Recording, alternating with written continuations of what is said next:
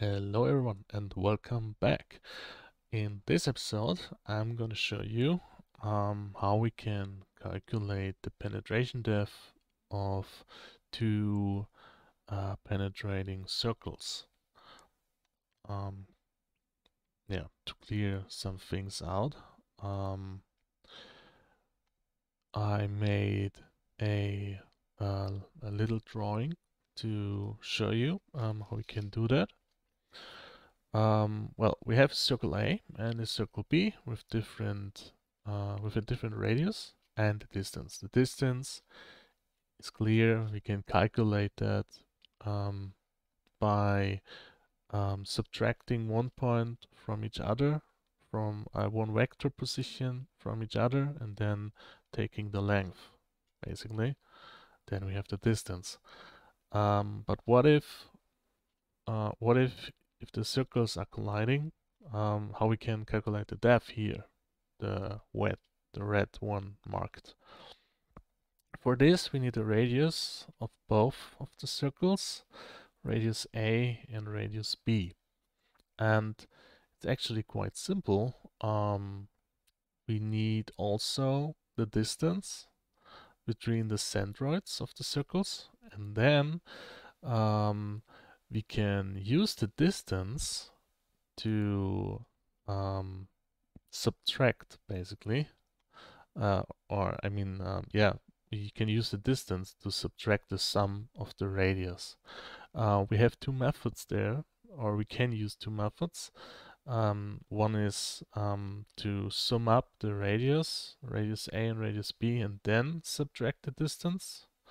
Or we can use the distance and then subtract the sum of the radius.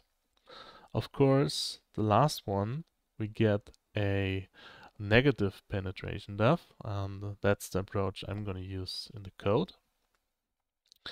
But of course you can use the first one too, but you need to change some things down in the source code. Okay, and that's how we are gonna calculate the penetration depth. We use the penetration depth then to calculate our, let's say, moving vector. To push the circles out of each other, we need a direction vector, and this direction vector is going to be multiplied with the penetration depth, because we want to move the circles out of each other with the length of this red line here. Okay, yeah, that's it basically. To calculate that moving vector, we just need to subtract both positions from circle A and circle B, so we get a direction vector from one centroid to the other one. Then we're going to normalize that vector, so we have a unit vector with length of 1, and then we just need to multiply that length with the penetration depth. And that's it. Then we have a direction vector with a length of this value, with the length of the red value, and then we can move the circles out of each other. And that's basically what we're going to do in the next episode. And yeah, I hope that was a bit clear and understandable what I tried to explain. And yeah, see you in the next one.